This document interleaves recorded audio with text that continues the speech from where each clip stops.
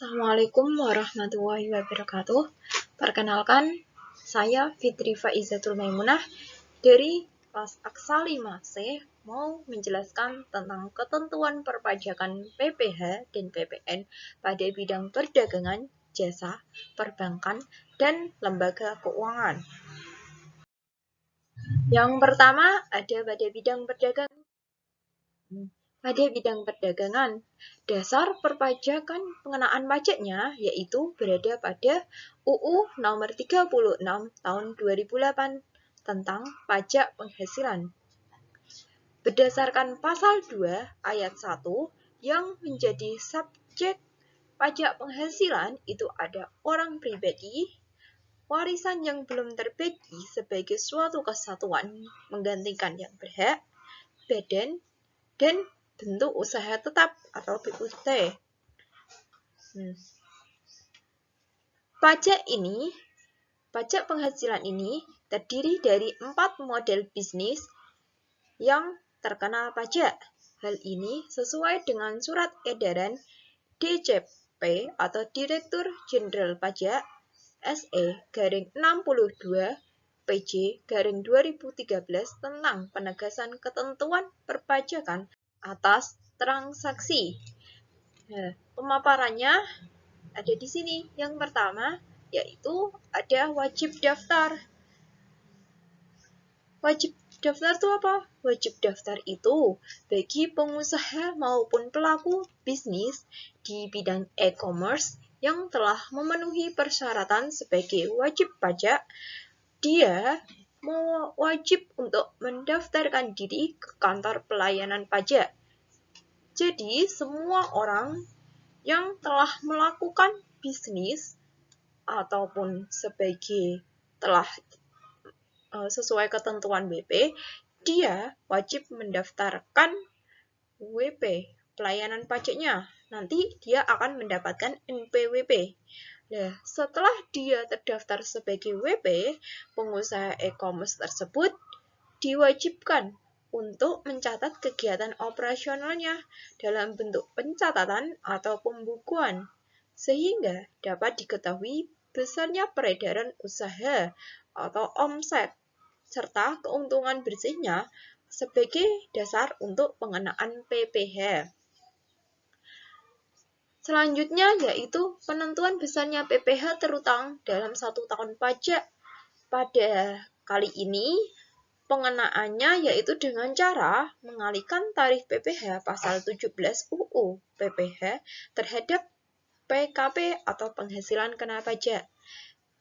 Selain itu, untuk WP orang pribadi, tarifnya yaitu tarif progresif mulai dari 5% sampai dengan 30% sesuai dengan lapisan PKP-nya. Sedangkan untuk WP badan berlaku tarif tunggal sebesar 25% dari laba bersih usaha atau PKP-nya. Sedangkan WP badan berbentuk perseroan terbuka yang memenuhi persyaratan dapat memperoleh fasilitas penurunan tarif sebesar 5% dari tarif umum. Jadi gini, kalau WP pribadi itu tarif pajaknya 5% sampai 30% atau sesuai dengan PKP-nya. Tapi kalau WP badan yaitu 25% dari laba bersihnya atau usahanya. Sedangkan apabila WP badan tapi bentuknya seperti PT, dia akan mendapat diskon atau penurunan tarif sebesar 5% dari tarif umum. Melalui Surat Edaran Nomor SE-06-PJ-2015, Direktur Jenderal Pajak telah memberikan penegasan mengenai pemotongan dan pemungutan PPh atas transaksi e-commerce. Di sini ada 4 model transaksi e-commerce. Yang pertama ada online marketplace, yang kedua ada classified ad, yang ketiga daily deals, dan terakhir only retail. Selanjutnya adalah pemotongan atau pemungutan. Di sini dalam transaksi pemotongan pajak umumnya yaitu dilakukan terhadap pembayaran imbalan jasa, penyediaan tempat atau waktu dalam media massa, media luar ruangan, atau media lain untuk penyampaian informasi imbalan jasa, perantara, pembayaran, dan free transaksi, dan imbalan jasa lain apabila melibatkan kewajiban PPN sesuai dengan ketentuan umum perpajakan apabila sampai dengan 1 bulan dalam buku kalender atau jumlah omset dari penyerahan barang atau jasa kena pajak telah melebihi 4,8 miliar, maka pelaku e-commerce atau pengusaha wajib melaporkan usahanya untuk dikukuhkan sebagai pengusaha kena pajak atau PKP dengan cara menerbitkan faktur pajak e-faktur. Selain itu, yang bersangkutan juga wajib menyetorkan PPN yang masih harus dibayar dalam hal pajak keluaran lebih besar daripada pajak yang masukkan yang dapat dikreditkan, serta menyetorkan pajak penjualan atas barang mewah atau PPN BM yang terutang apabila terdapat penyerahan barang yang tergolong mewah oleh pengusaha yang menghasilkan. Selanjutnya adalah bidang jasa. Tarif pajak penghasilan untuk jasa konstruksi yaitu ada 2%, 4%, 3%, 4%, dan 6%. Untuk 2% yang pertama yaitu untuk pelaksanaan konstruksi yang dilakukan oleh penyedia jasa yang memiliki kualitas usaha kecil. Sedangkan 4% yaitu oleh penyedia jasa yang tidak memiliki kualifikasi usaha. 3% adalah yang dilakukan oleh penyedia jasa selain penyedia jasa yang 2% dan 4% tadi. Selanjutnya 4% yang selanjutnya yaitu untuk perencanaan konstruksi atau pengawasan konstruksi yang dilakukan oleh penyedia jasa yang memiliki kualifikasi usaha.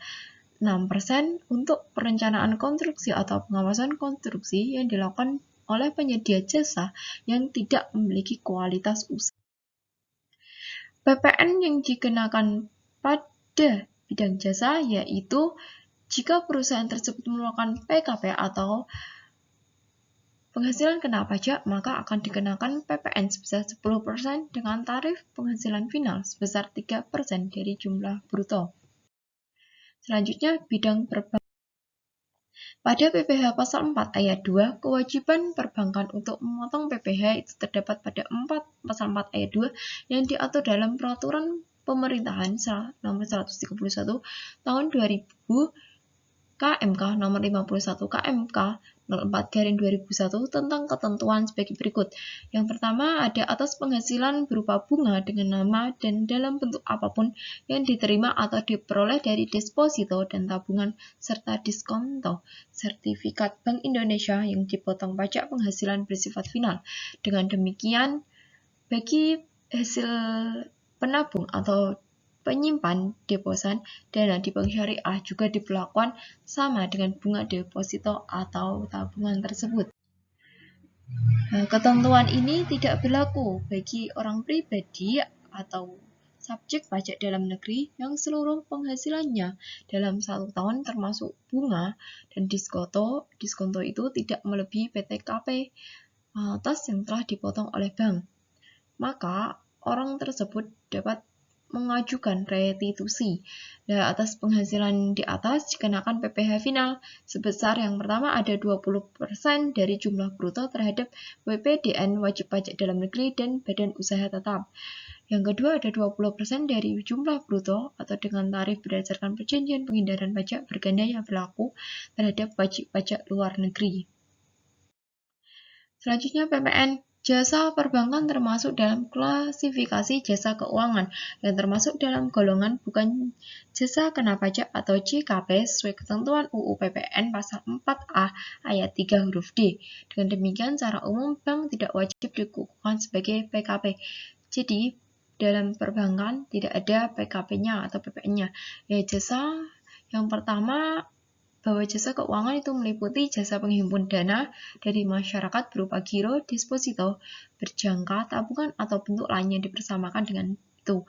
Yang kedua ada jasa menempatkan dana, meminjam dana, atau meminjamkan dana kepada pihak lain dengan menggunakan surat, sarana telekomunikasi, maupun wesel unjuk cek, dan sarana lainnya. Yang ketiga ada jasa pembiayaan, termasuk pembiayaan berdasarkan prinsip syariah berupa sewa guna usaha dengan hak opsi anjak piutang, usaha kartu kredit, dan atau pembiayaan konsumen. Yang keempat ada jasa penyaluran pinjaman atas dasar hukum gadai, termasuk gadai syariah atau fidusia dan jasa penjaminan.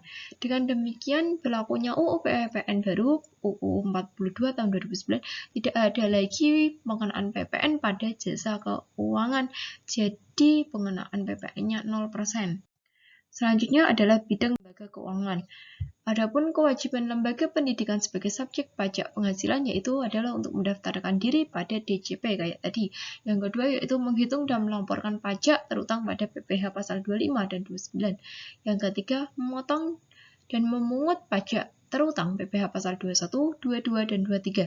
Dari berbagai kewajiban perpajakan tersebut, pemerintah itu memberikan fasilitas insentif berupa keringanan atau pengecualian pengenaan pajak atas penerimaan dan pengeluaran yang terjadi selama proses penyelenggaraan pendidikan berlangsung. Ini adalah beberapa referensi yang saya gunakan. Sebelumnya, terima kasih. Wassalamualaikum warahmatullahi wabarakatuh.